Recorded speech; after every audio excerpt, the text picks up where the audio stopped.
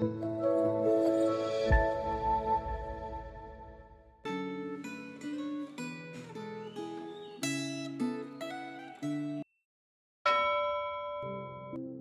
saudara yang dikasih dalam Tuhan.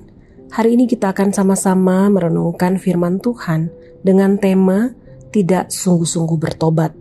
Sebelumnya mari kita bersama-sama berdoa. Tuhan, kami saat ini datang kepadamu. Kami rindu untuk mendengar Tuhan berbicara kepada kami melalui firman-Mu.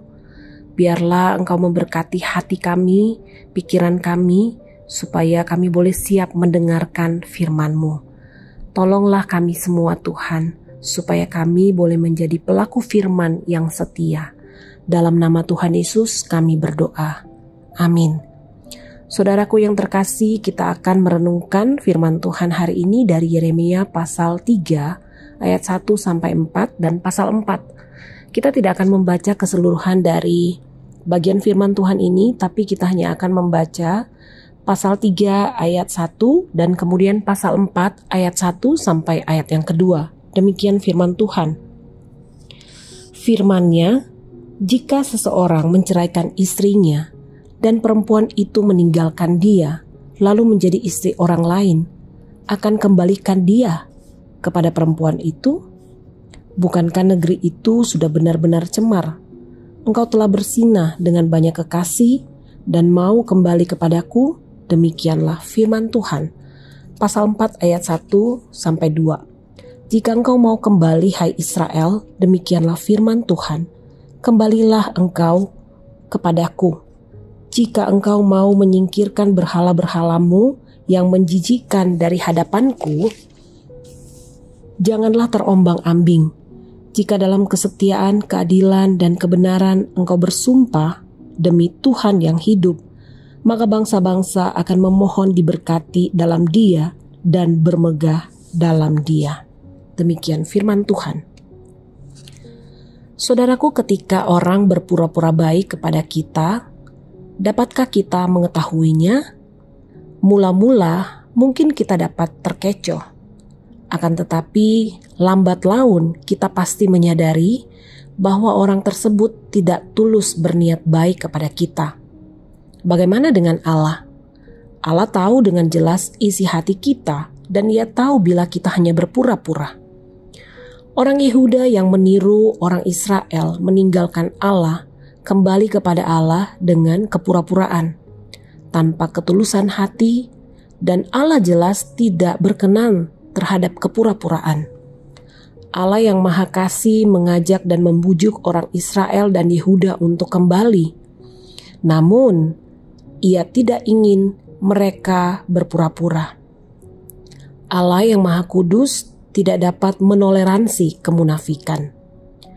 Saudaraku, kita patut merasa heran saat melihat kesabaran Allah yang begitu besar terhadap umat-Nya. Umat-Nya yang telah meninggalkan Allah dan mengingkari perjanjian tetap Ia kasihi. Allah tidak serta-merta menghukum umat-Nya yang tidak merasa sungkat beribadah kepada ilah-ilah lain. Alkitab menggambarkan sikap mereka seperti sikap seorang pelacur. Sanggupkah Anda menerima kembali pasangan yang sudah meninggalkan Anda dan menjadi istri orang lain?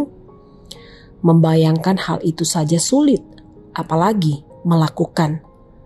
Namun Allah mau menerima umat-Nya yang mau bersungguh-sungguh kembali kepadanya. Jika umat-Nya benar-benar menyingkirkan berhala dan tidak terombang-ambing hatinya, Allah akan menerima mereka kembali. Sungguh, Allah itu panjang sabar dan murah hati.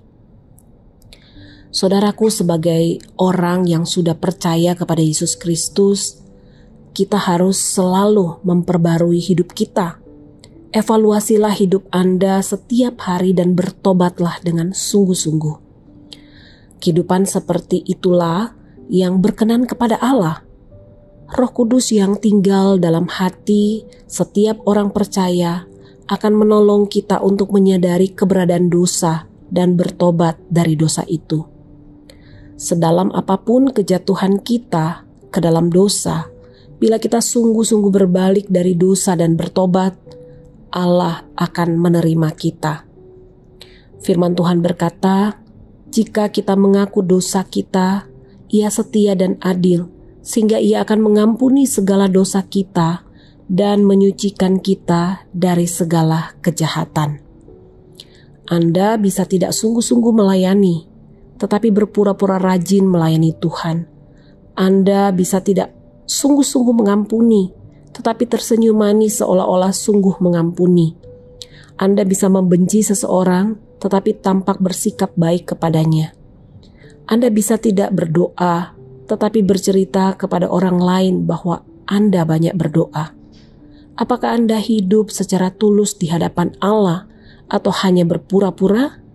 Jangan hanya berpura-pura, bertobat. Mari kita berdoa.